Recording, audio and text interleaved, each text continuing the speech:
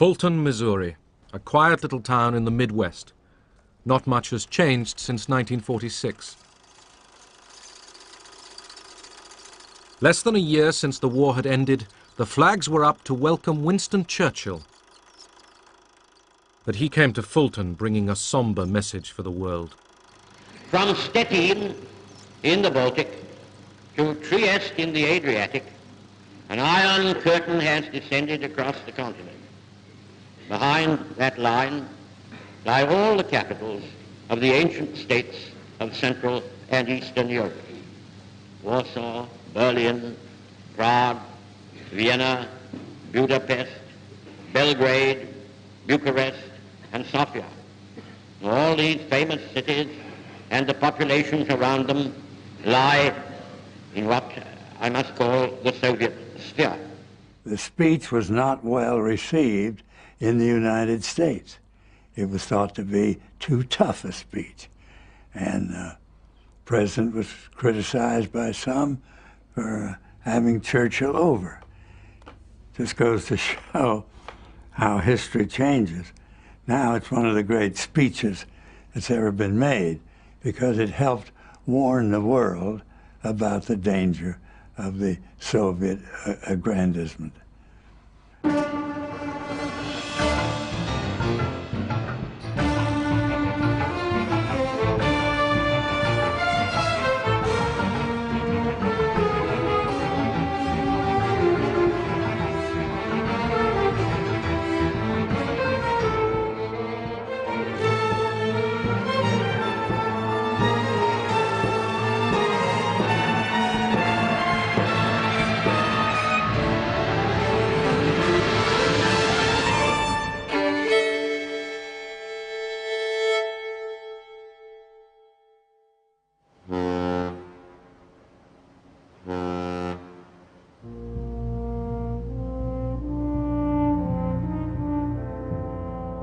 Back from overseas came the Americans. For the second time in a century, the United States had been pulled into a world war far from its own shores.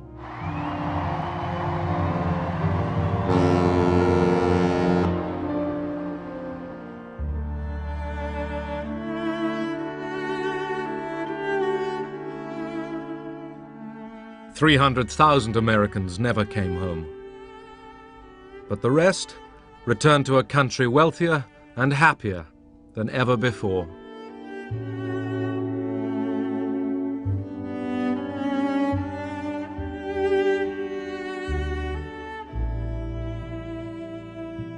I sort of eased back into contentment. I said, gee, this is wonderful.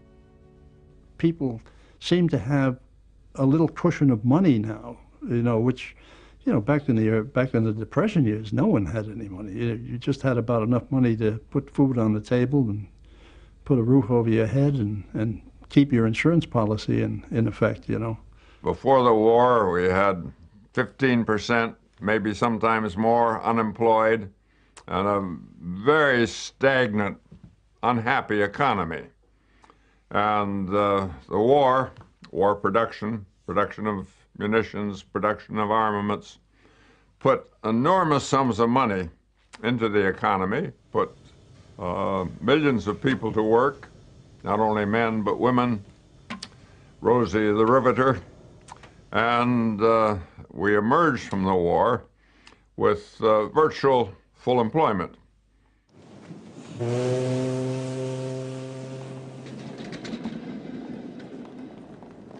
As soon as the war was over, the factories, they realized, hey, the Americans have been without a car since before the war. Let's get back into automobile production. And of course, the people were anxious for automobile. There was gasoline available, foodstuffs became available. So the economy definitely was on the rise. War and the post-war rush to spend put American capitalism back on its wheels.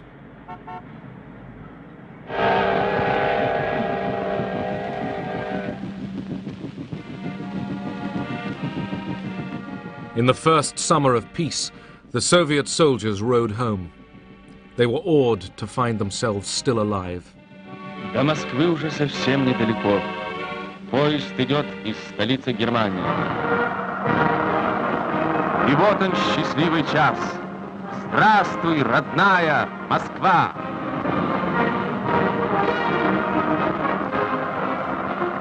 Здравствуйте, герои-победители! In the crowds that welcomed them, it was the lucky ones who found their sons or husbands.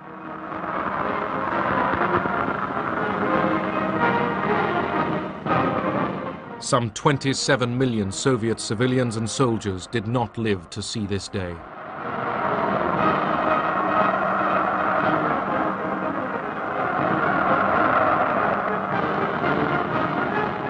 И целовали людей незнакомых, радовались.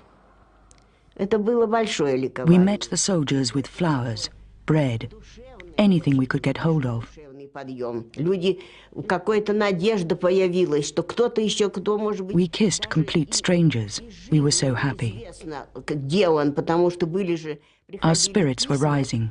We even dared hope that those who had gone missing might still be alive. Очень надеялись, что, может быть, они найдут родных, что, может быть, это ошибка. Главное, что были... The whole of Russia had been destroyed. Everything from the borders to Moscow lay in ruins. Все было разорено. There were lots of people with no homes to go to. Возвращаться некуда. Where the Germans had passed, nearly 70,000 villages had been destroyed. Cities lay in rubble. Stalin's pre-war achievements, the factories and apartment blocks of the 5-year plans, had been wrecked by the invaders.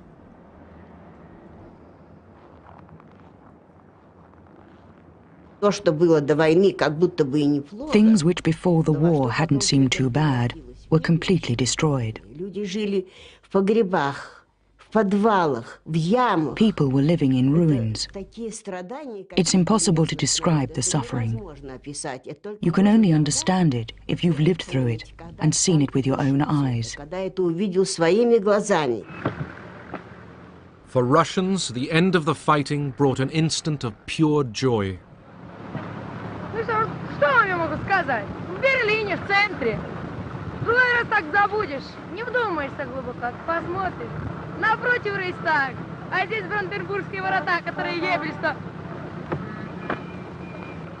камнем, который заложил. Все равно прошли.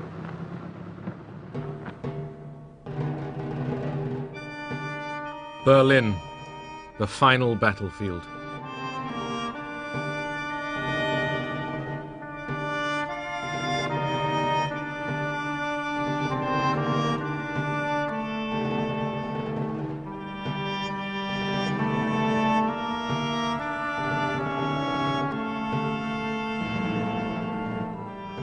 The capital of Hitler's Reich had fallen to the Red Army. Dazed Berliners waited to see what the conquerors would do to them. But there was no organized massacre. The survivors were allowed to live as best they could.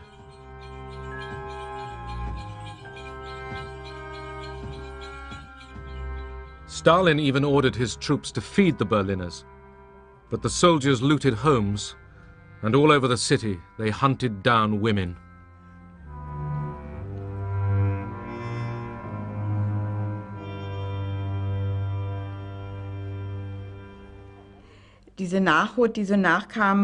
More and more Russians came by. They looked through the window. Then one of them suddenly came in. I was babysitting. He took the child from my lap and gave it a toy and some cigarettes to play with.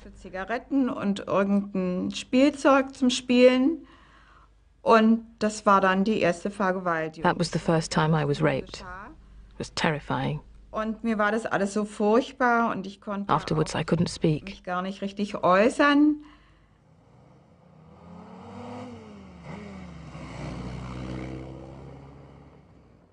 Stalin's police chief Beria and foreign minister Molotov tour Berlin.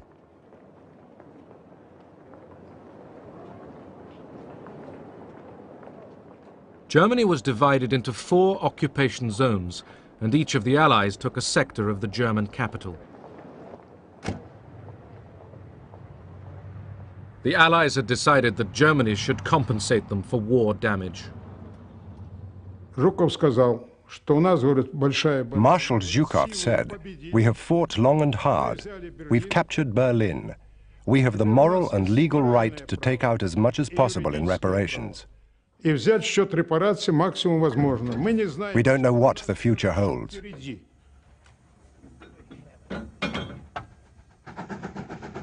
The German population was forced to help the Russians seize industrial resources.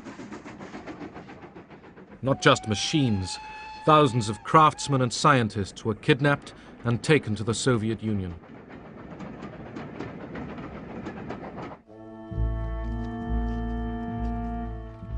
Central Europe was reverting to the Dark Ages. This was a space without law, shelter, or mercy. A continent of nomads.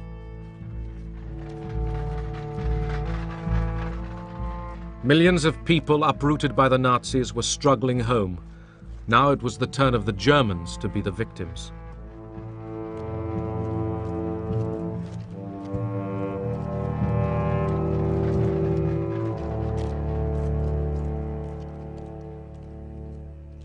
From the Mediterranean to the Baltic, the victors were shaping Europe in their own image. Poland, the invaders' route to Russia, obsessed Stalin. Eastern Poland had been annexed by the Soviet Union. As compensation, the Allies shifted the whole country westward, giving Poland the eastern territories of Germany. The Germans were expelled.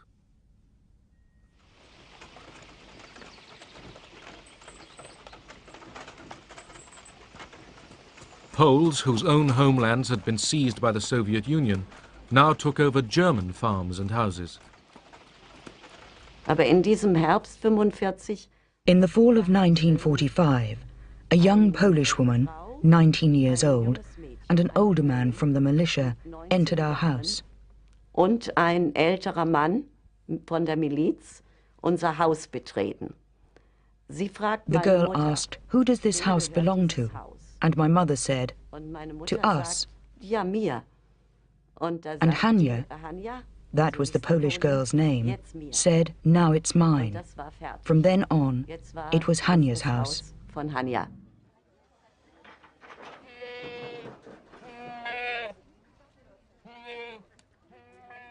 Morgens 6 Uhr. 6 in the morning, the militia came and banged the butts of their weapons against the door. Und sagen raus. Out. Even though I was only a child, I knew this was it.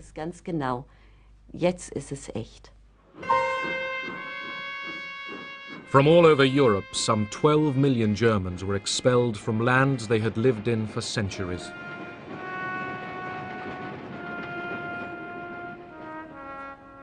Today it's called ethnic cleansing. Then the Allies called it population transfer, and the British helped to move the Germans out.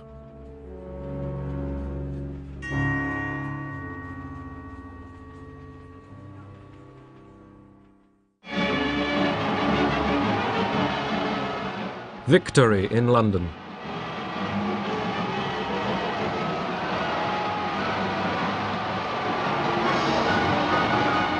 From 6 years of war, Britain emerged happy, but inwardly exhausted.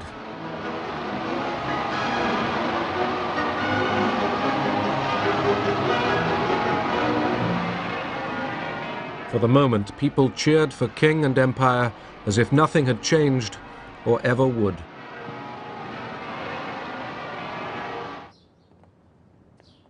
The king's new prime minister was Clement Attlee. The British voters had swung leftwards, and Churchill was out. In foreign policy, the new Labour government held tightly to the American alliance. Ernest Bevin, the new Foreign Secretary, was a trade union veteran who mistrusted communists. He had backed Churchill's intervention in the Greek Civil War. British interests were at stake here. The concern was that the conflict might threaten Britain's oil route from the Middle East through the Mediterranean.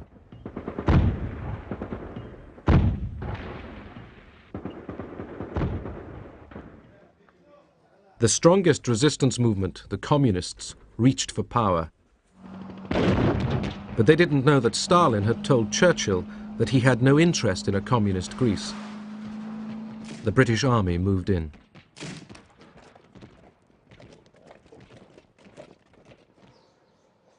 The Civil War was long and cruel.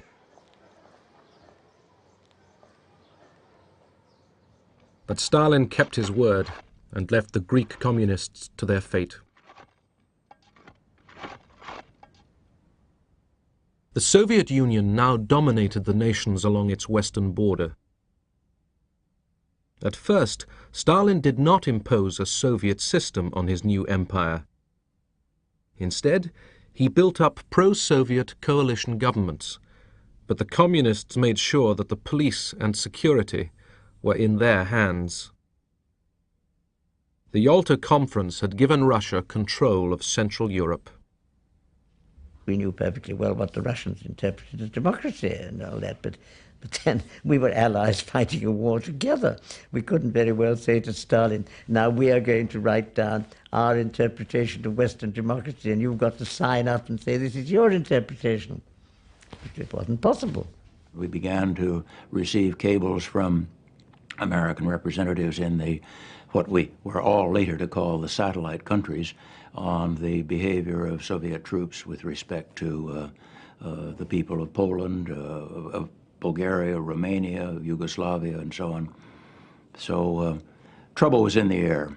What would happen is that such and such a prominent member of the Peasant Party of Bulgaria would be kidnapped, simply would disappear.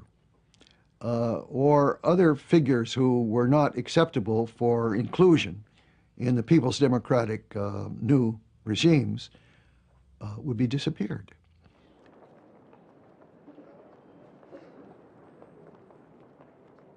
In Berlin, where the Allies jointly supervised city life, the communists were careful.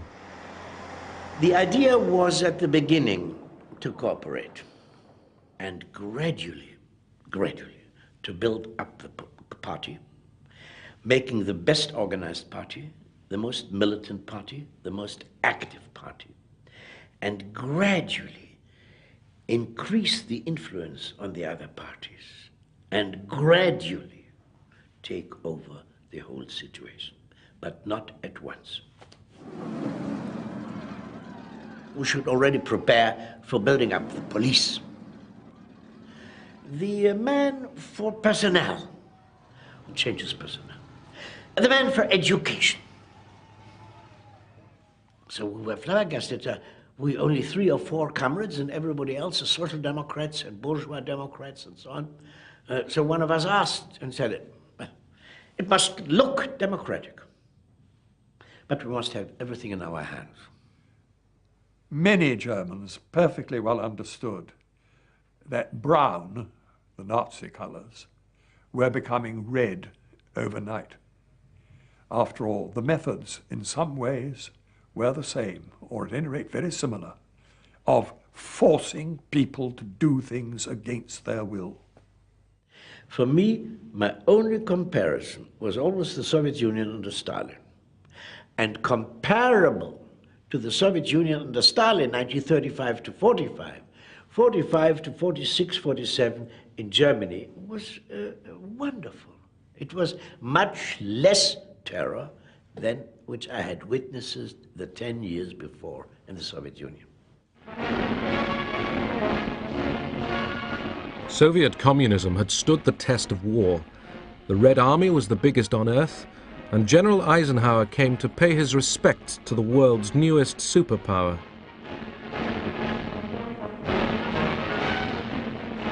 But Stalin feared encirclement by the capitalist powers.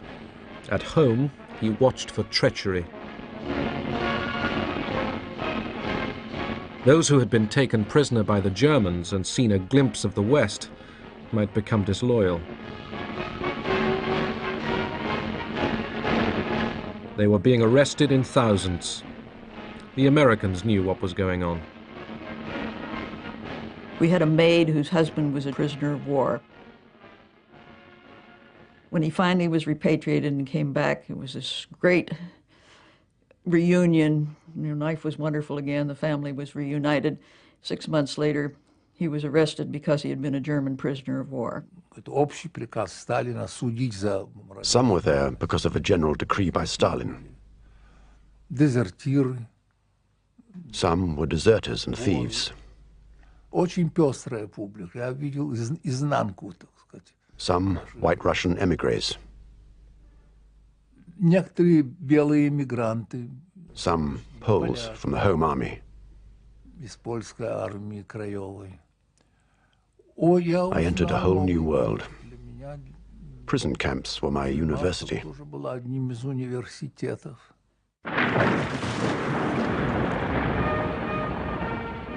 Poland. In the wreckage of Warsaw, the Poles began to clear the ruins.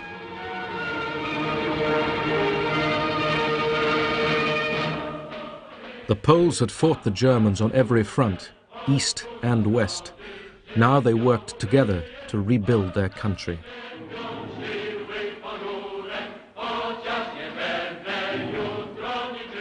Some loathed the new semi-communist government tied to Moscow, but others found reasons to accept it and live with it. The most important thing for me was for my mother and sister to come from Siberia, and for us to begin rebuilding the country. We also needed to secure our borders, which were seriously threatened. Staying in the army gave me that chance.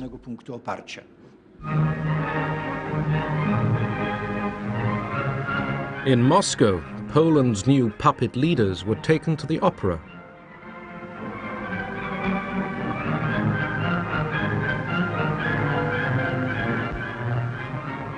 The Poles agreed to a close alliance with the Soviet Union.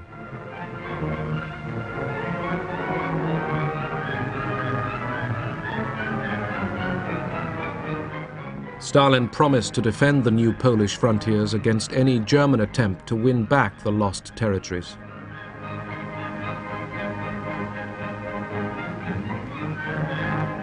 Stalin was at the zenith of his power. His colleagues felt terror in his presence. Russian diplomats, like all other Russian officials or party members or whatever, lived in terror of the great man, and justifiably so, because if they gave unpopular advice, they might find themselves in a concentration camp or with a bullet in the back of their heads. It wasn't very easy to give good advice to Stalin. It was unpalatable. Он сидел такой веселый, настроение у него хорошее, рядом сидел с ним. Stalin was cheerful and in high spirits. At his side were the main guest, the interpreter, and Soviet guests too. Вроде и гости, и наши, все так. И когда раздавали официанты там какой-то... The waiters came in with the main course. То или I think it was turkey.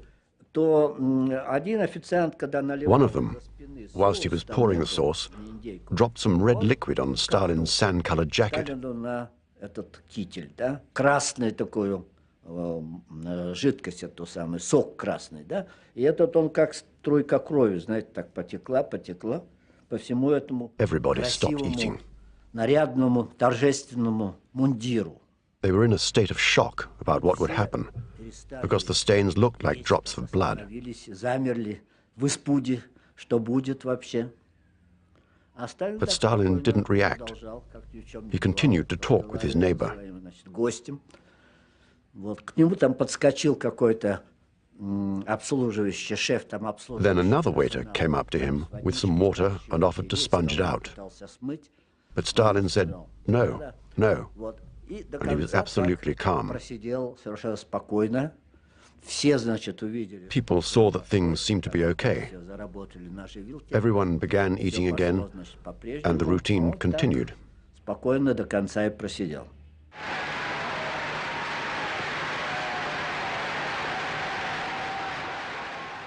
To mark the Soviet elections, Stalin made a grand appearance.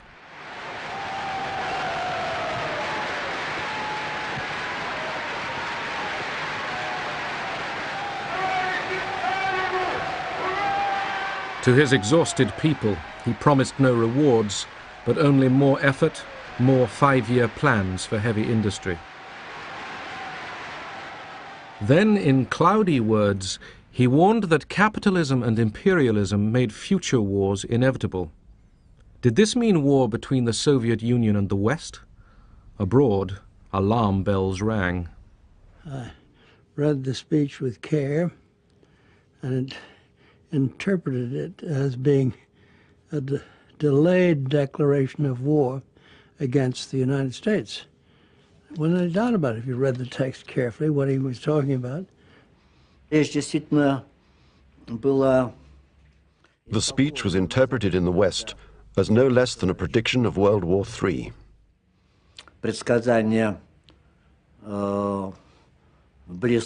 I don't think this was right, though.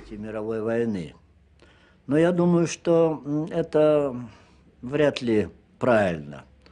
Во всяком случае, Stalin didn't say anything new or different in that speech. Сталин не сказал. He said what he had always believed, that with imperialism and capitalism, war was inevitable. С империализмом, с капитализмом неизбежно.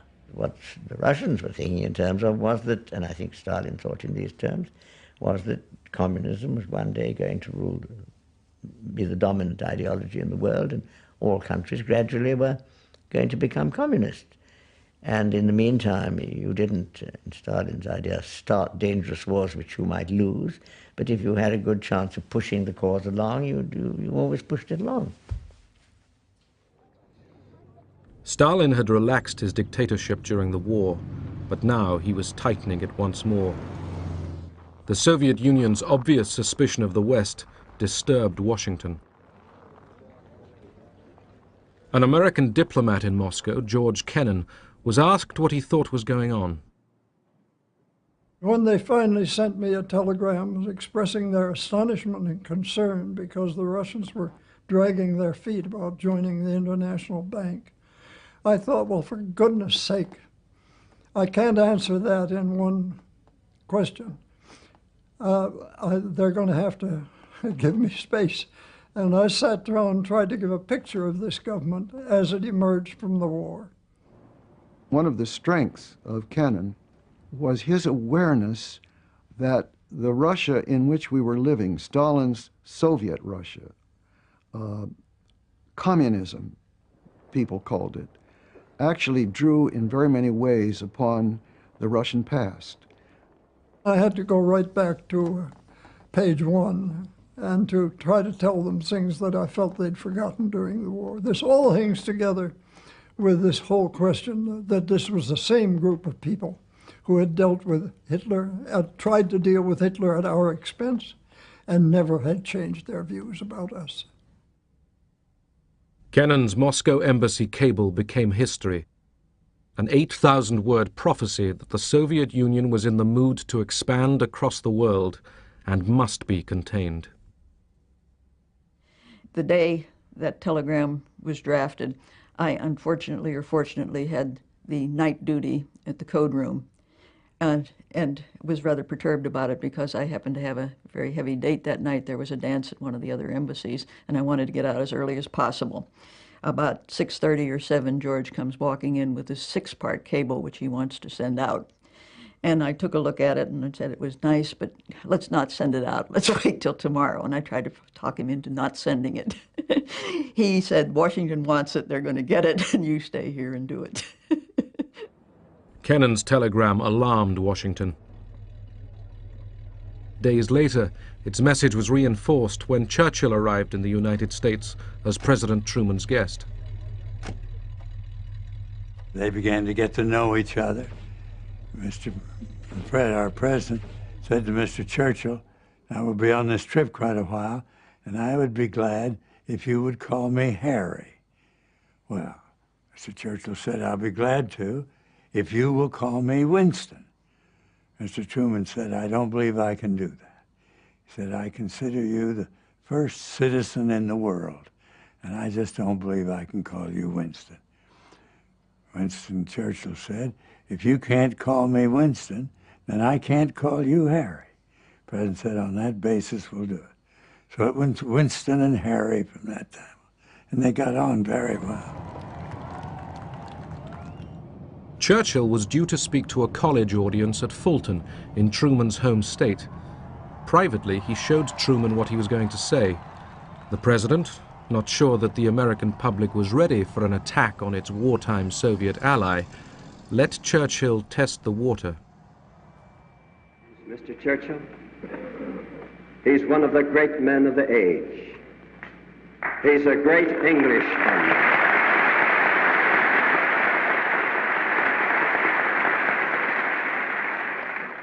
He's a great Englishman, but he's half American.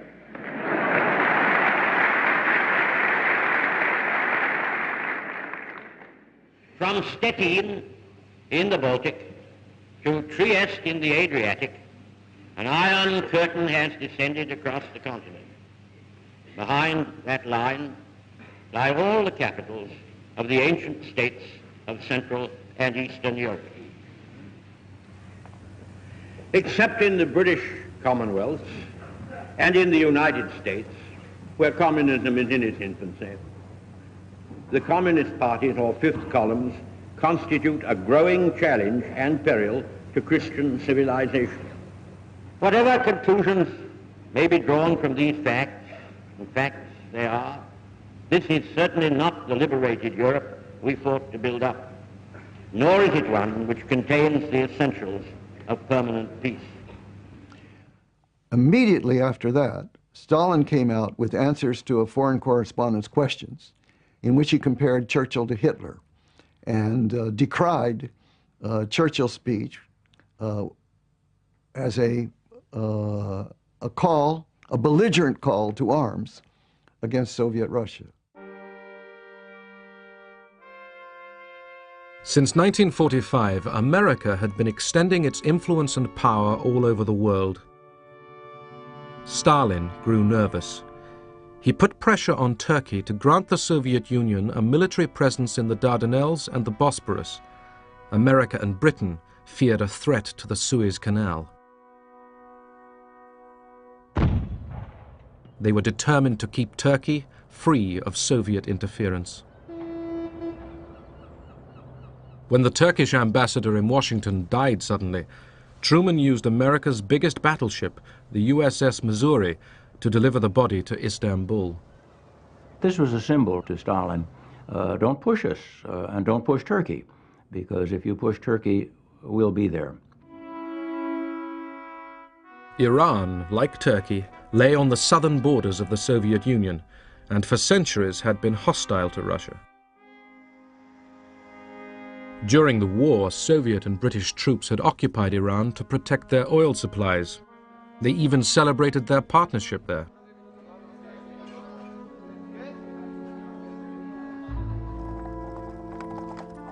The old Shah, thought to be pro-German, was dethroned and replaced by his son, Mohammad Reza Pahlavi.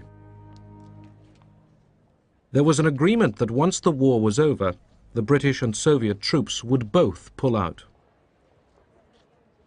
When the occupation was due to end, Stalin didn't want to leave.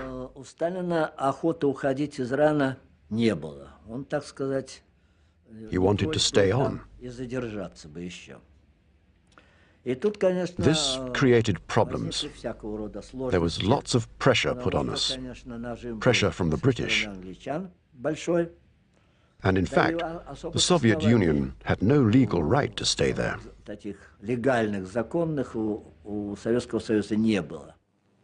Iran presented the Security Council of the newly founded United Nations with its first crisis. That's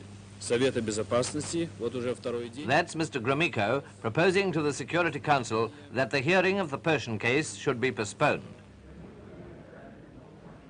The Soviet Union tried to prevent further discussion. They lost. Mr. Gromyko and the other Russians then walked out. Their dramatic exit seems to have caused no obvious reaction at the time, though we can imagine what most of those present were thinking. One good thing, however, emerges from this incident. The Security Council had stood its ground. 6 weeks later, Stalin ceremonially withdrew his forces from Iran. But Truman, shaken by his behavior, suspected that Stalin was aiming at world domination. He said, I want to be in position to document our concern. Go back over the recent agreements and list one by one the violations in which the Soviets have engaged. I was then Mr. Clifford's assistant, and he turned the task over to me. We talked about it a bit, and I said, well, it seems to me that that's only scratching the surface. A list of agreements broken. There are much more fundamental problems in our relations with the USSR than that. So let's go at it in a somewhat broader way. We spent weeks on it then, interviewed most of the top officials in the United States. There was absolute unanimity in all of the agencies concerned as to the nature of problems we had and the kind of response we were going to have to make. We ended up the report by saying the policy of our country should be set and clearly set. The Soviet Union constitutes a real menace to freedom in this world. Freedom in Europe, freedom in the United States.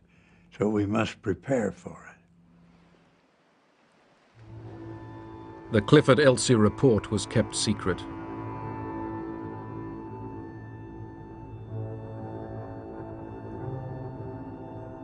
The report concluded that a war with the USSR would be more total, more horrible than anything previously known. The United States still had the monopoly of atomic weapons. At Bikini Atoll in the Pacific, 2 atom bombs were detonated in July 1946. The warning to Stalin was plain. From now on, all the big powers worked frantically to develop their own atomic and biological weapons. At the Paris Conference of Foreign Ministers, Molotov was determined to maintain joint Allied control of Germany. But his American counterpart, Secretary of State Burns, wanted Germany to pay no more reparations. For Molotov, Burns was too concerned with German opinion. He was outraged. Molotov was nicknamed Mr. No. But if he had been a Mr. Yes, Stalin would not have kept him on. Stalin needed a Mr. No, someone capable of finding out the maximum information about the other side's position. Molotov would squeeze the other side to its absolute limit. When he had totally exhausted these methods, it was Stalin's turn. He would come back and resolve matters with a friendly smile. It was at Paris that the wartime alliance began finally to break up. The Americans and the British were impatient to develop stable economies in their zones of Germany without Soviet interference.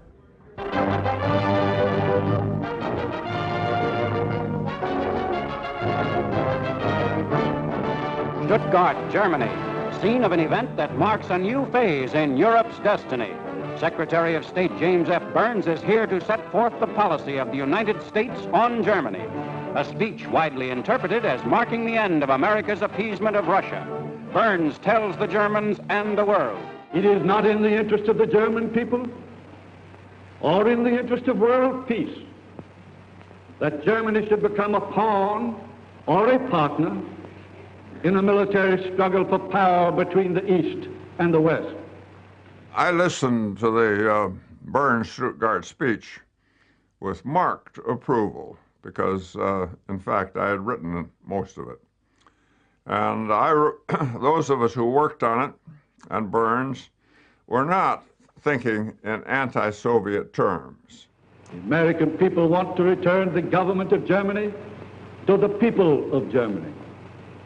The American people want to help the German people to win their way back to an honorable place among the free and peace-loving nations of the world. In 1945, the Allies had approved Poland's annexation of Germany's eastern provinces up to the Oder and Neisse rivers. But now Burns suggested that the new frontier was unfair to Germany and might be changed. It was a shocking statement. It made us think that our western border was being questioned by the Germans and by other Western countries. Jest I będzie kwestionowana przez mocarstwa zachodnie, przez Niemcy. It was one of the most important things that strengthened our ties with the Soviet Union. Umacniał nasze sojusznicze stosunki ze Związkiem Radzieckim. More pictures have arrived from Moscow. They show the everyday scene in the Soviet capital's famous Red Square. And what's in their shops? Well, here's a glimpse of the sort of things now on display. These new fashions, our cameraman tells us, are so expensive that they're quite beyond the means of ordinary people in Russia today. Ordinary people were much worse off than the newsreels showed. It was a very hard time. I had a son who was 1.5 years old. He used to get a plate from the cupboard and walk after me saying, "Give me, give me." But I had nothing to give him. We used to go to the market and buy horse feed. On the collective farms, war damage and the death of so many workers at the front were deepening a grave food shortage. I took a trip down through the Ukraine, and it was the time of the 47 famine that was going on down there, about which nothing was heard in the outside world. Soviets were talking about great grain harvests and everything else. We got down there, on the train stops you would see children with distended bellies begging for bread. Out in Odessa itself, people lying out on the streets outside the hospitals where they couldn't take them in, starving to death. There was malnutrition everywhere. In Germany, too, hunger and disease were spreading.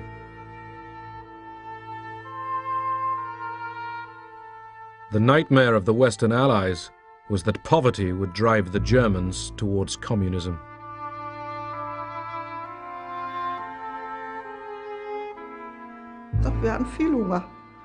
There was never enough food.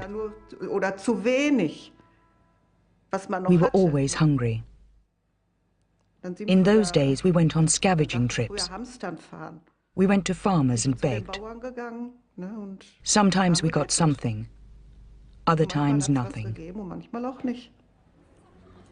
America's General Lucius Clay reflected, "There is no choice between being a communist on 1,500 calories a day and a believer in democracy on 1,000.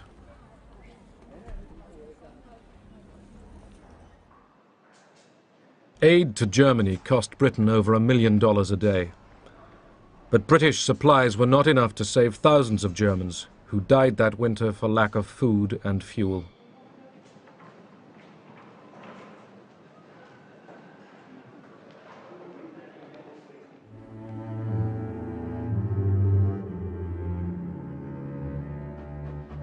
Britain, too, was weakening. The fierce winter of 1946-47 brought industry to a standstill. The country's economy, undermined by 6 years of war, began to seize up. Coal ran out, electricity failed, and food rationing grew even tighter. You know, people forget again, we never had bread rationing during the war. We had bread rationing after it. And that was because we were pouring wheat into Germany to prevent mass starvation there. That was a bad winter altogether. It was cold and crops were bad. People were unhappy.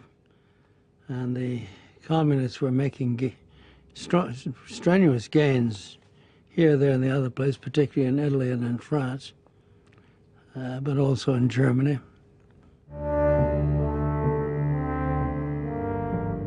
The British could no longer afford all their heavy commitments in the Mediterranean. They told the Americans they intended to pull out. The message came, and it was flat. It said, Great Britain is withdrawing from both economic aid and military aid to Greece and Turkey. This simply crystallized the opinions in the executive branch that the United States had to move, and move very, very quickly. The prospect didn't look good at all for Europe or for the United States or for anybody.